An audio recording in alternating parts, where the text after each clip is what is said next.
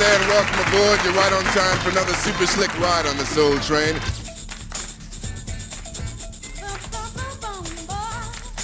If I really, really, really had to, I suppose I would, but since I really, really, really don't have to, I don't. I resent those kinds of comments, but I'm just not into criticizing other black people. I think that's the most sinful thing a black person can do. Why did Don Cornelius ban Aretha Franklin from Soul Train? What led to this decision? Aretha's music was beloved by millions, so what did she do to get banned from the show? Was it something she said or did that caused this?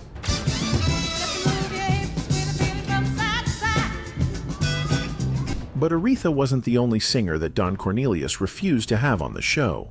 From Prince, who was not a fan of lip-syncing, to Whitney Houston, who was booed at the Soul Train Awards for not being black enough. Now let's dig deeper into the controversies.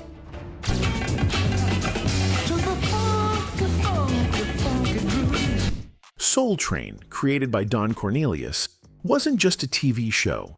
It put black music, dance, and culture front and center, giving legends like Aretha and James Brown their moment while also launching countless other artists' careers, becoming a cultural movement at a time when mainstream TV ignored black artists.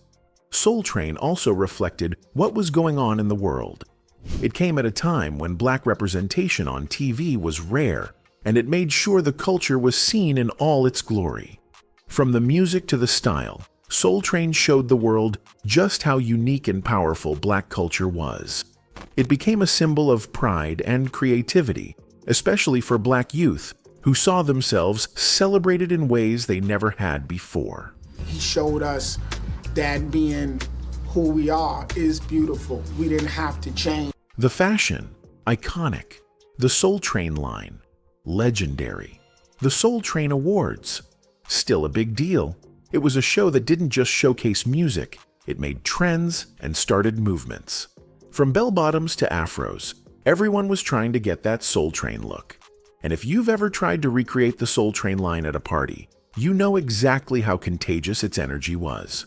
But beyond the fashion and the dancing, Soul Train was a major force in pushing black artists into the mainstream. Artists who didn't get time on shows like The Ed Sullivan Show were given a home on Soul Train. Stevie Wonder, Earth, Wind and Fire, and other great acts all made their mark here, and it helped their careers go from good to legendary. The man behind it all? Don Cornelius. He wasn't just the host, he was the embodiment of cool, showing the world that black voices could be just as important and influential in the media. His legacy inspired countless black entertainers to carve out their own space in the industry. Right now we turn our attention to the Soul Train gang, the Soul Train line, the master storyteller. By the time Soul Train rapped, it had evolved with the times, embracing hip-hop and rap as they emerged. The show became synonymous with the best in soul, R&B, and hip-hop, and its impact is still felt today in everything from music videos to talent shows. Even though it ended, its legacy lives on in the culture, the fashion, the music, and the representation of black artists everywhere. Soul Train wasn't just a show, it was a revolution that changed how we see music and black culture. From its impact on artists to the lasting influence on pop culture, Soul Train celebrated everything that made black culture unique, powerful, and unstoppable.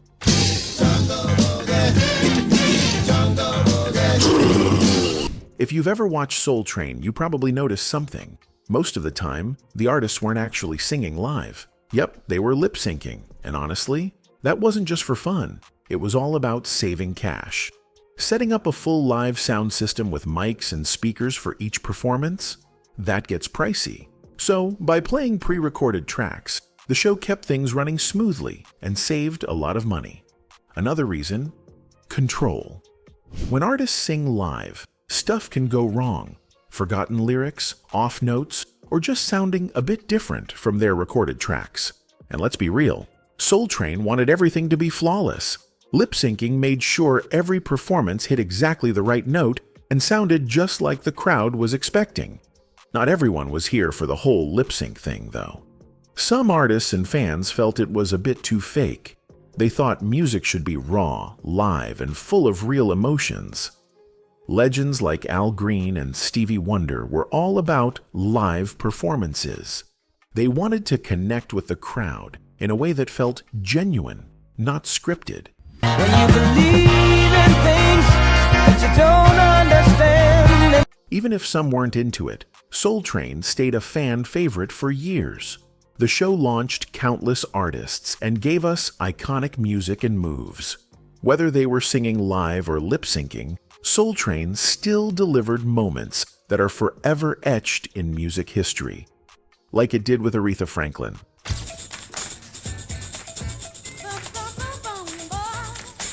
Aretha Franklin showing up on Soul Train in the 70s. Yeah, that was a moment. By then, she wasn't just famous, she was the standard. She ran the late 60s with tracks everyone knew, but by this point, music was shifting, and so was she. R&B was evolving, and she wasn't about to get left behind. That performance wasn't just another TV gig. It was her stepping into the next phase, showing everybody she still ran the game.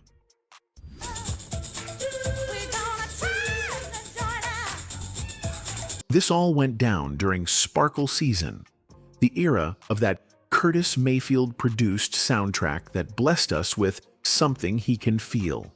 That track? Smooth, slow burn, and straight-up hypnotic.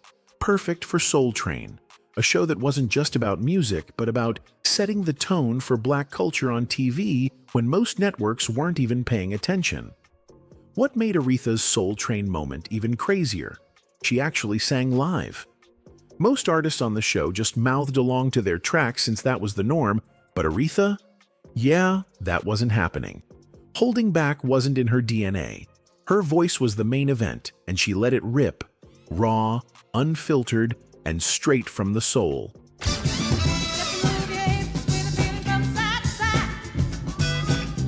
This was a big deal because Aretha didn't just pop up on Soul Train all the time.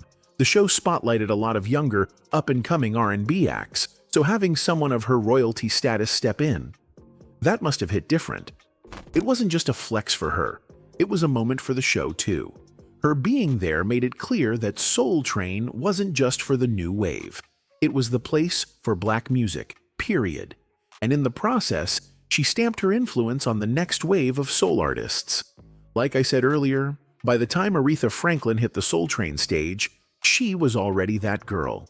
She had spent over a decade changing the game, setting the bar for soul music, and making sure nobody could touch her when it came to vocals. But getting there wasn't some straight, easy path. It was a whole journey of switching things up, pushing through, and letting her talent do the talking. She had been in the music scene since she was a teenager, signing with Columbia Records early on. Back then, they had her doing jazz and pop, which sounded nice and all, but they weren't tapping into what really made her special. Everybody knew she had the talent, but she hadn't fully stepped into her legend era yet.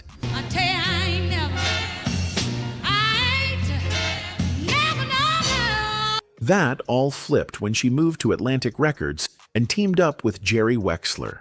Suddenly, she wasn't just promising, she was it. The first time she hit the studio in Muscle Shoals, she gave the world I Never Loved a Man, The Way I Love You, and from that moment on, she was unstoppable.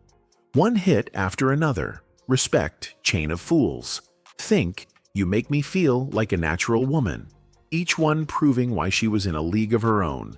You make me feel like a natural woman. Fast forward a bit, and she was everywhere, racking up awards, selling records like crazy, and making music that meant something. She wasn't just a singer, her songs were the soundtrack to major social movements. But by the time the mid-70s rolled around, music was shifting. Funk and disco were taking over, and new artists were stepping in. Aretha was still a force, but she was also figuring out how to move with the times without losing what made her Aretha. That's why her Soul Train moments hit so hard. She was in her Sparkle era, working with Curtis Mayfield on a soundtrack that gave us Something He Can Feel. That song? straight up hypnotic. And when she brought it to Soul Train, she didn't just perform, she owned the room. While most artists lip-synced, she went full live vocals, proving once again that nobody could do it like her. She kept switching things up in the years that followed, jumping into everything from gospel to pop collabs. But that Soul Train moment? It was a reminder that no matter how much the industry changed, there would only ever be one Aretha Franklin. So, speaking of Soul Train, Don had a moment where it looked like he might be in competition with another black show just like Soul Train. When I was growing up, my brother played guitar too, and every time I'd say, "Hey man, teach me how to play guitar," he'd say, "Get away, squirt," So Dick Clark, already a household name from American Bandstand and the $10,000 Pyramid, thought he could take his TV magic and bring a show called Soul Unlimited to the masses. His idea? To dive into black music, giving it the mainstream TV treatment. But things quickly hit a wall. The black community saw this move as nothing more than another example of white people trying to cash in on black culture without actually respecting it. Key figures like Clarence Avant, a major music exec known as the Black Godfather, were having none of it. He straight up refused to help promote the show, and it wasn't just him. Reverend Jesse Jackson, the civil rights leader, wasn't having it either. He even went so far as to threaten a boycott of ABC, the network behind the show. Clearly, Soul Unlimited wasn't going to get the welcome Clark had hoped for. The pretty lady on my left is Miss Gladys Knight. Hi, Gladys. Hi, how are you? I'm doing fine. You can bet Don Cornelius wasn't happy when he heard about Soul Unlimited. Dick Clark trying to step in on his turf? That was a no-go for Cornelius. He put in years of work to build Soul Train into a cultural icon, and Clark's show was trying to swoop in and take some of that shine. Cornelius was so pissed, he cut all ties with Clark and never spoke to him again. As for Soul Unlimited, it was over before it really got started. Cancelled after just a few episodes. No surprise there. It couldn't even come close to touching the magic Soul Train had. And now, here is your host, Don Cornelius. Meanwhile, Soul Train just kept leveling up. The 70s saw it becoming the place for artists to get their moment, not just to drop tracks, but to make a statement about who they were. Iconic moments kept rolling out, like when Michael Jackson first busted out the robot on the show with the Jackson 5, or when LaBelle showed up in wild, futuristic costumes for Lady Marmalade, setting the stage for the whole Afrofuturism look to blow up. And from New York, let's welcome a super hot rap crew as they join us to do their latest single. Don Cornelius wasn't always on the same page with what was popping. While Soul Train was all about soul, R&B, and disco, the rise of hip-hop in the late 80s and early 90s rubbed him the wrong way. Cornelius was all about that classic, smooth, soul-driven sound, and hip-hop's raw, in-your-face style felt like a complete mismatch to him. Rakim, you don't. In interviews, he didn't hold back about how uncomfortable he was with hip-hop. The explicit lyrics, the street-edge delivery. He just didn't think it fit into the image of black culture he wanted to show on TV. To him, it was too gritty and too vulgar to represent the creativity and beauty of black culture. But that wasn't the case for the new generation of artists who were using hip-hop to talk about their struggles and own their identity, especially in a time when social and racial inequality were at the forefront. Hip-hop was about empowerment, and for Cornelius, that didn't align with the polished, glamorous image Soul Train had built over the years. There was also some serious tension brewing between Don Cornelius and the Soul Train dancers, especially when it came to the rising influence of hip-hop and its edgier dance moves. Rosie Perez, who used to dance on the show, spilled some details in a 2010 documentary, revealing how Cornelius wasn't a fan of the more sexually charged dances that started to make waves, particularly those from East Coast hip-hop. As hip-hop culture pushed its way into the mainstream, the more provocative, free-spirited moves weren't sitting well with Cornelius, who was all about keeping Soul Train classy and family-friendly. According to Perez, Cornelius would often call out dancers who brought out moves that he thought were too raunchy. Things really hit a boiling point when the iconic Soul Train line started to showcase more bold and daring dance styles, closely tied to the energy of hip-hop. Perez remembers Cornelius being visibly uncomfortable with this shift, making it clear he didn't think these new dance styles fit the sophisticated image he had built for the show. With him at the helm of Soul Train's aesthetic for so long, it was clear that he wasn't on board with the whole new school, boundary-pushing attitude the younger dancers and hip-hop culture were bringing to the table. This clash between Cornelius and the dancers created a weird tension behind the scenes. The world was changing, and Soul Train was struggling to keep up with the new music and dance trends that were taking over. While Cornelius was key to the show's success in its prime, his refusal to embrace hip-hop and the evolving dance scene ultimately led to him stepping down as host, closing the door on a major chapter of Soul Train and black culture in the process. As the 90s hit, the gap between Cornelius and the hip-hop movement just got bigger. The show's style, which was a huge deal in the 70s and 80s, wasn't really keeping up with the new music and dance trends. So, in 1993, Cornelius stepped down as host, citing personal reasons, though most people think it had a lot to do with the shift in the music scene. After being the face of Soul Train for over 2 decades, it was clear that the show's direction wasn't really in sync with his vision anymore. The Soul Train era was over, and so was Cornelius's chapter in the spotlight, as hip-hop claimed its place front and center. The whole situation reflects a larger generational shift happening in black culture during the early 90s. Hip-hop wasn't just changing the music, it was changing how people express themselves through dance and lyrics. For some, like Cornelius, this was a departure from the elegance and class that had defined the culture. But for the dancers and the new generation of hip-hop artists, these changes were the future.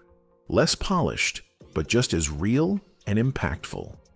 Don Cornelius and the Soul Train name have been making the rounds in very unflattering fashion over the years, like the lawsuit just last year. The iconic voice of the Soul Train opening scream is suing to get $75,000. In January 2024, all eyes were on Soul Train, but not for the reasons you might think. Joe Cobb, the guy behind the iconic "You Can't Stop the Beat" line that opened every show, filed a lawsuit claiming he never got the royalties he was owed. That little phrase became the catchphrase for the legendary show that ran for 35 years.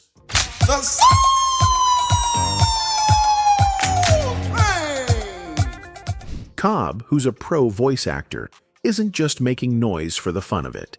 He's pointing out how often the people who help make these big cultural moments happen, like voice actors or those working behind the scenes, get totally left out of the cash flow.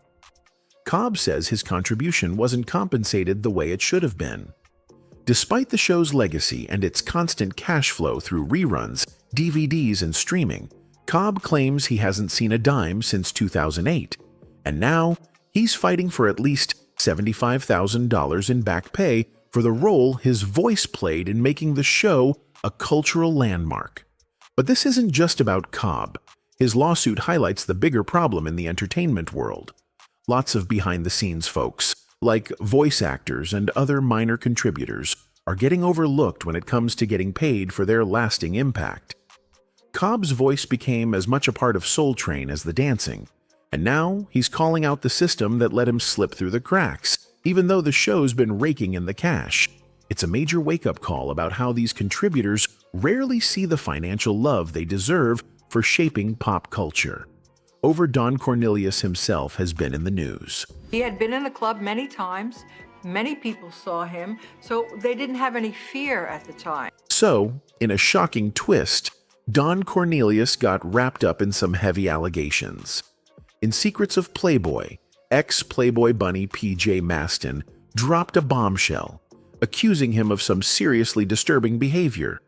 She claims that Cornelius locked up and assaulted 2 young women years ago. Mastin, who had a role as a bunny mother at the Playboy Mansion, opened up about the whole ordeal. Apparently, Cornelius was a familiar face to the women at Playboy due to his VIP status. Mastin says that 2 sisters, new to the Playboy scene, caught Cornelius's attention. He allegedly invited them to a VIP spot, then later to his home for a party. After getting into his fancy Rolls Royce, the sisters disappeared for 3 whole days. When they finally resurfaced, they were in terrible shape, bloodied, battered, and reportedly drugged. The sisters told Mastin they'd been locked in separate rooms and assaulted. A truly shocking and unsettling story that's now part of this documentary's reveal. It was horrible, horrible. And as Playboy rules were, you couldn't call the police, you called the mansion. The sisters, according to their own account, were tied up, and one of them even heard the other getting hurt. But instead of calling the cops, they followed the rules of the Playboy scene, and the security team stepped in. Mastin said the women were told to keep quiet about what happened and not talk to the media. She admitted feeling furious when Cornelius just kept going about his business like nothing happened. He was back in the club the next week, Mastin said, like it was no big deal. Even after everything the women went through, no charges were ever brought against him. Mastin also confessed she didn't speak out sooner because she was sure no one would believe her, and Playboy would always have Cornelius's back. A pretty messed up situation, honestly. Security there was not about making sure these girls were safe. Tony Cornelius didn't hold back when he heard about the documentary. He called PJ Mastin's story unbelievable and said there wasn't enough proof to back it up. He totally shut down the accusations against his dad, calling it all part of a bigger story with no real evidence. I knew that the establishment wouldn't allow me to come forward, and who's going to believe me? Now, while Cornelius was never investigated for the assault claims, he wasn't exactly a stranger to legal drama. Back in the day, he got into trouble for domestic violence with his wife. He ended up pleading no contest to 1 count of it and got 3 years of probation. Definitely a mixed bag when it comes to his track record. In October 2008, Don Cornelius made headlines for all the wrong reasons. He got busted at his LA home on charges of domestic violence, accused of hurting his wife. He bailed out right after the arrest, but the drama didn't stop there. By November, he was in court facing serious charges, not just for the abuse, but for allegedly trying to stop his wife from calling the cops. Fast forward to December, and things went downhill when his wife, Victoria Avila Cornelius, or Victoria Chapman, got 2 restraining orders against him, making it clear he couldn't be anywhere near her. By March 2009, Don changed his plea to no contest, which is basically admitting to the charges without saying you're guilty. The outcome? He got put on probation for 3 years and had to follow a bunch of rules or risk jail time. The whole situation definitely sparked some serious questions about the man behind Soul Train and left people wondering what was really going on behind the scenes. True pioneer in the music world is gone. For a generation of Americans, Saturday morning meant the... On February 1st, 2012, the world was shocked by Don Cornelius's death at 75, leaving a significant gap in the culture. Legends like Aretha Franklin and Snoop Dogg paid tribute to Cornelius, acknowledging that he didn't just create a TV show, he created a movement with Soul Train. It was a platform that showcased Black joy through music, dance, and fashion, bringing the vibrancy of Black culture into homes across the country. Cultural critic Nelson George described it as a celebration of Black joy, allowing everyone to connect with the energy of soul, funk, and early disco. In 2019, BET launched American Soul to tell Cornelius's story, with Cinqua Walls delivering a strong performance. Although plans for a Soul Train Broadway musical were delayed by the pandemic, Cornelius's legacy endures through the music, moves, and spirit of Soul Train.